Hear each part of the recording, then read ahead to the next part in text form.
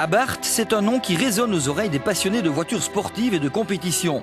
C'est en 1949 que Carlo Abarth fonde sa propre société avec son ami Armando Scagliarni. Pour logo, il choisira tout simplement son signe astrologique, le scorpion. Après un passage en Yougoslavie où il dirigea un atelier, il s'était établi à Merano, dans le nord de l'Italie, dès avril 1941. Excellent bricoleur ayant la bosse de la mécanique et une intuition hors pair, sans pour autant disposer d'un diplôme d'ingénieur, Carlo Abarth va rapidement faire parler de ses productions qui commencent à accumuler les victoires. Parallèlement à cela, il développe une autre activité en produisant des pièces et accessoires pour automobiles, parmi lesquels des échappements adaptables à la plupart des voitures de série. En 1971, la société de celui que l'on surnomme désormais le sorcier entame une nouvelle étape de son histoire en se voyant absorbé par Fiat. C'est avec cette marque qu'il créera quelques modèles survitaminés réputés tels que les 595 SS, 695 SS ou encore 850 TC pour Turismo Competizione et bien d'autres par la suite.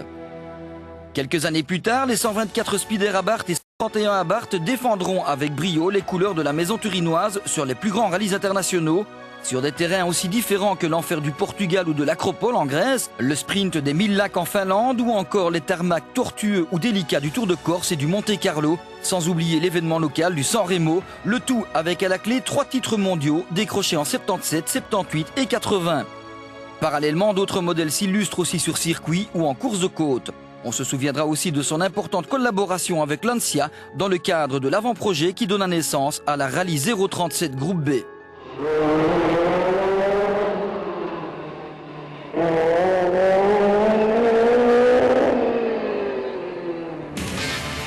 Ce passé glorieux et cette passion gagnante sont à la base du projet initié par le groupe Fiat pour relancer la marque Abarth, qui nous revient avec une nouvelle ligne pour faire rêver tous les passionnés de l'automobile sportive.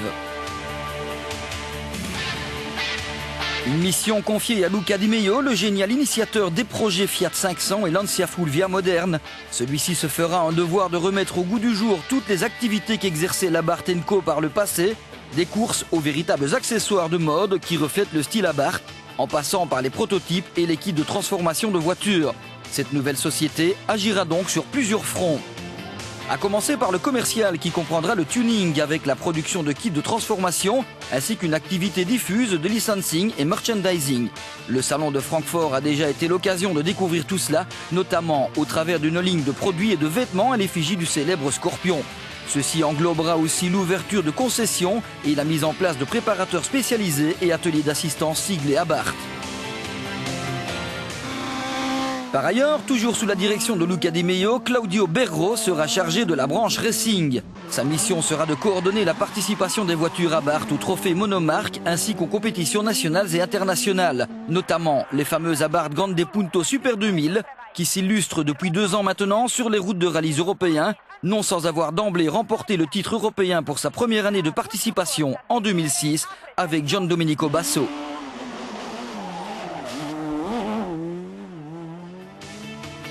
Pour Monsieur Tout le Monde, Abarth sera aussi proposé via des versions spéciales. La première de ces interprétations a été appliquée à la Grande Punto Abarth qui nous arrivera en 2008, mais l'initiative sera étendue à d'autres modèles puisque 4 nouveaux produits sont annoncés d'ici la fin 2008.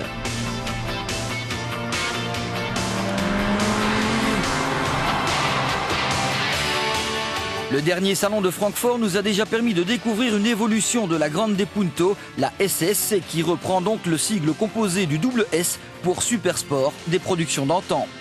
Les programmes de développement de la marque rendent nécessaire à court terme un renforcement de la capacité productive.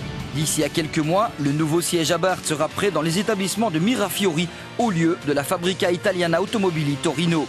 Il englobera les fonctions de production, de conception et de gestion de la société. En résumé, un véritable monde est en train de voir le jour autour de la marque Abarth. C'est cela aussi la renaissance de Fiat.